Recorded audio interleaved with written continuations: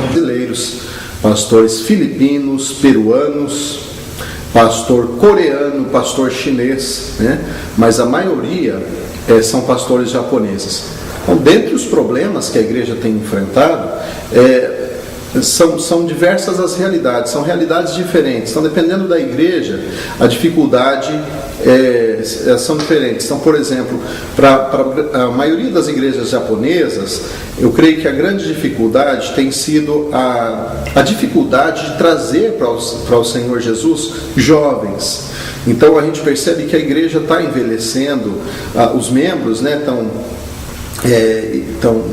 vão passando o tempo, então eles são e jovens cada vez mais resistentes à mensagem do Evangelho, né? Já para a nossa igreja, e a dificuldade é com relação à dificuldade do idioma, a dificuldade da distância, o fato da igreja, a igreja que eu pastoreio, que a maioria são brasileiros, é a transição muito grande de brasileiros. Então nós temos pessoas voltando para o Brasil com frequência, pessoas chegando, diferentemente do que se trabalha no Brasil, onde as pessoas dificilmente mudam de cidade, né? Outra dificuldade é a questão da saudade, que às vezes, né, eu estou há bastante tempo no Japão, então tudo isso pesa um pouquinho, mas assim, graças a Deus nós estamos felizes aqui, eu me sinto útil no Japão, acho que ainda tenho algumas coisas para realizar aqui neste país, né? Voltando a falar a respeito da religião no Japão, a maioria, né, dos japoneses são shintoístas. A grande maioria são shintoístas, que ele tem alguns princípios do budismo, e segundo é a religião budista, né? E o shintoísmo ele está em baixa no Japão. Então os jovens, não é que eles estão sendo resistentes ao cristianismo, eles estão sendo resistentes ao shintoísmo também, porque o shintoísmo, assim como o budismo, eles tratam principalmente da pessoa depois que morre. Da alma da pessoa que morreu. Então são os rituais que eles fazem a fim de iluminar essa alma, a questão da reencarnação e tal, né? E hoje a gente vê um grande número de suicídios no Japão e a necessidade de tratar dos vivos, e a mensagem do Evangelho ela é uma mensagem para os vivos, é uma mensagem de esperança, é uma mensagem que anuncia Jesus Cristo como o Senhor que traz bem-aventuranças para o seu povo no dia de hoje, no presente. Deus, você que está me assistindo aí, eu creio que Deus tem uma bênção para a tua vida no dia de hoje, e tem no dia de amanhã e na eternidade.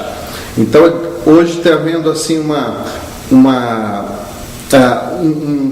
um investimento maior em evangelismo, né, dos japoneses, visto que o shintoísmo está em baixa. Outra questão que eu vejo é que a igreja brasileira ela veio para o Japão, minha maneira de ver, e não apenas minha, né, mas de alguns colegas de ministério, é que nós viemos aqui para dar uma motivação à igreja japonesa que estava abatida, tanto quanto desanimada. Então a gente veio com euforia espiritual e achando que dá para ser, que a gente consegue sim, que a gente, né, acredita que Deus vai reverter essa situação e preparar essa geração que está crescendo no Japão, né? Como o Paulo Oki, que vocês conheceram, né? Ele nasceu no Brasil, mas foi criado aqui no Japão, então ele é muito mais japonês do que brasileiro, fala muito melhor o idioma japonês do que o idioma português. Então é para que essa geração seja preparada para que possa auxiliar também, né, o trabalho evangelístico aqui no Japão. É isso, né? Eu quero deixar uma palavra, né, de Deus para a tua vida, que está em Atos capítulo 1, versículo 8, que é a comissão mundial do Senhor Jesus, né? E recebereis poder ao descer sobre vós o Espírito Santo, e sereis minhas testemunhas, tanto em Jerusalém quanto Samaria e Judeia e até os confins da terra. E eu quero deixar uma ilustração para a tua vida, né? Visto que esse é um culto de missões.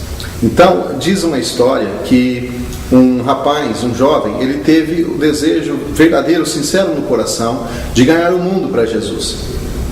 Mas ele passou o tempo e ele não conseguiu, não teve resultado. Então ele sonhou em ganhar o continente para Jesus.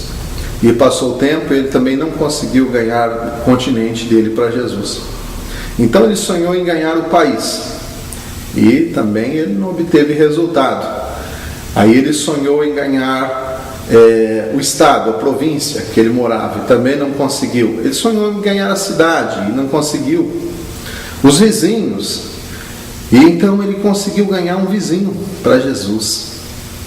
E depois de ter ganho um vizinho, é que ele sonhou em ganhar o bairro, em ganhar a cidade, em ganhar o estado, em ganhar o país, em ganhar o mundo para Jesus. Então, o que essa ilustração quer nos dizer? Quer dizer o seguinte, que nós devemos ser missionários aonde Deus nos plantou. Se você não é um missionário no lugar onde você trabalha, se você não é um missionário na escola onde você estuda, então que a gente deve parar de ficar dizendo que vai sair para o campo missionário. A gente deve ser missionário onde Jesus nos coloca, a gente deve ser testemunho, uma testemunha viva da mensagem do Evangelho. Há uma frasezinha pronta que às vezes a gente costuma utilizar no discipulado, que diz assim, que a maneira como você vive fala tão alto que a gente não consegue ouvir as tuas palavras. E é verdade. Então procure ter uma conduta digna do cristianismo que você confessa, né? Da altura de Jesus Cristo, Senhor, Salvador e Santo, né? E eu creio que você não apenas obterá bênçãos na sua vida, mas você será uma bênção na vida de muitas outras pessoas. Fica meu abraço a toda a igreja de Jundiaí, ao meu tão querido, né, estimado pastor Dirley, e a pastora Sueli, o Adriano também, com a esposa, a família, né? E eu vou voltando para o Brasil, né? Eu quero estar aí, né? Muito obrigado pela oportunidade de apresentar um pouco do trabalho aqui do Japão. E quando vocês vierem para o Japão, não deixa de dar um pulinho aqui na igreja, viu? Será uma alegria recebê-los aqui. Que Deus abençoe, fiquem com Deus, em nome de Jesus Cristo. Um grande abraço a todos e saudação no nome de Jesus Cristo. Amém.